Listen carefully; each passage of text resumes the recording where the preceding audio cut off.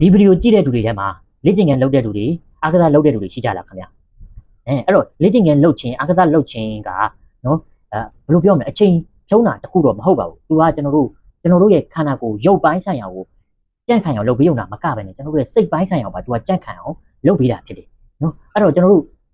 လေးလာကြည့်အောင်အပြင်မှာလေးလာကြည့်လိုက်ပါဒီလေ့ကျင့်ခန်းလုပ်တဲ့သူတွေကဆိုရင်တာမန်လူတွေတက်နော်ရုပ်ပိုင်းဆိုင်ရာရောစိတ်ပိုင်းဆိုင်ရာရောကြန့်ခိုင်တာကိုတွေ့ရပါလိမ့်မယ်သူတို့တွေကဆိုရင်တာမန်လူတွေထက်ကိုဒါတော်တန်အခက်အခဲတွေဆိုရင်ဒူပေဒါပေခံနိုင်ရရှိကြတဲ့သူတွေဖြစ်တယ်အဲ့တော့ကျွန်တော်တို့တွေဟာဆိုရင်ဒီလိုပဲလေ့ကျင့်ခန်းလုပ်ဖို့လိုအပ်တယ်ခင်ဗျနော်ကျွန်တော်တို့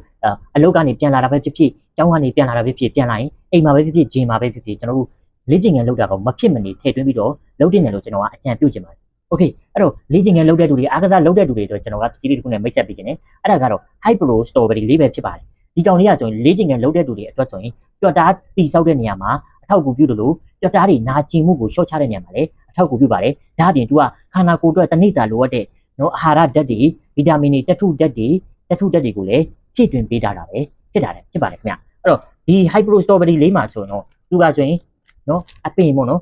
ပရိုတင်းတက်ကျွယ်ဝစွာပါဝင်တဲ့အပင်၄မျိုးကနေပြီးတော့ထုတ်လုပ်ထားတဲ့ပရိုတင်းပဲဖြစ်ပါတယ်နော်ဒီပရိုတင်းတွေကဆိုရင်တော့ဒီပရိုတင်းကဆိုရင်တော့ဒါဒီပရိုတင်းတစ်ထုပ်မှာဆိုရင်ဘယ်လောက်ပါလဲဆိုရင်နော်ပရိုတင်းက8 gram ကနေ10 gram ပါတယ်နောက်ပြီးတော့ဒီကောင်ကဒီ High Pro Strawberry လေးတစ်ထုပ်ကိုတောက်မယ်ဆိုရင်နော်မိတ်ဆွေက106ကီလိုရီကိုရရှိမှာဖြစ်တယ်ဒါအပြင်ကိုလက်စထရောလုံးဝမပါဘူးခင်ဗျနော်ကိုလက်စထရောလုံးဝမတက်စေဘူးခင်ဗျနော်အဲ့တော့ပြီးတော့ဆိုရင်ဒီ High Pro Strawberry လေးဟာဆိုရင်သူကအနံ့အရတာလည်းထည့်သွင်းပေးထားတယ်ခင်ဗျတခြားလုံးဝမပါဘူးသူက Strawberry အနံ့အရတာထည့်သွင်းပေးထားတယ်ဒါပေမဲ့တခြားလုံးဝမပါတာဖြစ်တဲ့အတွက်မိတ်ဆွေကနော်စီးကြိုတွေးကြိုယောဂဖြစ်နေတယ်ဆိုရင်တောက်လို့ရပါတယ်တခြားလုံးဝမပါတဲ့အတွက်တောက်လို့ရပါတယ်နော်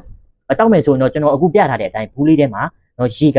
အနည်းဆုံး150ကနေအများဆုံး250မီလီလီတာထည့်သွင်းပြီးတော့ဒါဖြော်တောက်ရမှာဖြစ်ပါတယ်ရေဘူးလေးနဲ့ထည့်ပြီးတောက်ရင်ပို့ပြီးတော့ကောင်းပါတယ်ကျွန်တော်ပြလို့နော်ရေဘူးလေးနဲ့ထည့်ပြီးတော့တောက်ပါဒီရေဘူးထဲမှာဒီလိုအမုံလေးထည့်ဒါပုံမှန်ဆိုရင်ဒီမှာအဖြူအောင်လေးနော်အဖြူအောင်လေးကိုကျွန်တော်တို့ကရှိတ်လိုက်မယ်ဆိုရင်ဒါနော်ကျွန်တော်ရှိတ်လိုက်ပြီးဘာထွက်လာမပြနော်အဖြူအောင်လေးဒီလိုမျိုးရှိတ်လိုက်မယ်ဆိုရင်ကျွန်တော်ဒီမှာကြည့်ပန်းရောင်လေးပြောင်းသွားမယ်ခင်ဗျနော်ပြီးသူကခုနကကျွန်တော်ပြောလို့အနံ့အရတာလည်းရှိတယ်တောက်ရတာလည်းတော်တော်လေးအဆင်ပြေတယ်နော်အဲ့တော့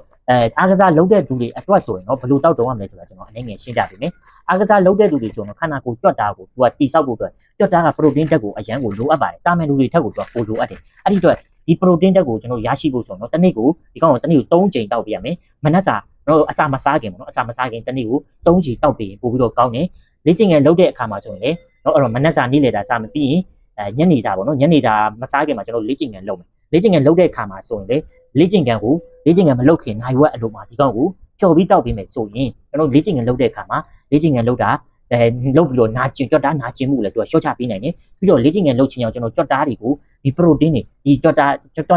ကပရိုတင်းဓာတ်တွေကိုမလျော့ကျတော့သူကထိမ့်သိမ့်ပေးနိုင်ပါတယ်နော်ကျွန်တော်အဲ့တော့ကြွက်တာတွေဒုတင်ခြင်းနေဆိုရင်တော့ဒီကောင်ကိုတစ်နေ့3ချိန်တောက်ပေးမယ်ဆိုတော့တော်တော်လေးကိုနော်အဆင်ပြေမှာပဲဖြစ်ပါတယ်ခင်ဗျโอเคဒါလေးကိုမြည်ကြည့်လိုက်ရအောင်ဘယ်လိုရတာလဲရှိလဲဆိုတာရှာပြားပေါ်ကတောင်းတလို့ကျွန်တော်ထုတ်ကြည့်လိုက်နော်အရင်ကောင်းတယ်စတော်ဘယ်ရီအရတာလေးနဲ့မိတ်ဆွေကအရတာကိုပို့ပြီးတော့ကြိုင်းနေတတ်တယ်ဆိုတော့ရေကိုလျှော့ပြီးတောက်ပါနော်အကယ်လို့အားကစားလုပ်တဲ့လူတွေဆိုတော့ရေကိုလျှော့တောက်တာလေရေများများပို့တောက်တာပိုကောင်းတယ်နော်အားကစားလုပ်ပြီးသွားပြီဆိုကျွန်တော်ရေရမ်းစားတယ်နော်ရေအပြည့်ထည့်လိုက်ပါနော်ရေပြည့်ထည့်လိုက်တော့အရတာကတော့လျော့သွားမယ်နော်ဒါပေမဲ့အာနိတင်ကတော့လုံးဝမလျော့သွားဘူးနော်အရင်ကောင်းတယ်ခင်ဗျအဲ့တော့အားကစားလုပ်တဲ့သူတွေအတွက်ဆိုတော့ဒီ High Pro Strawberry လေးက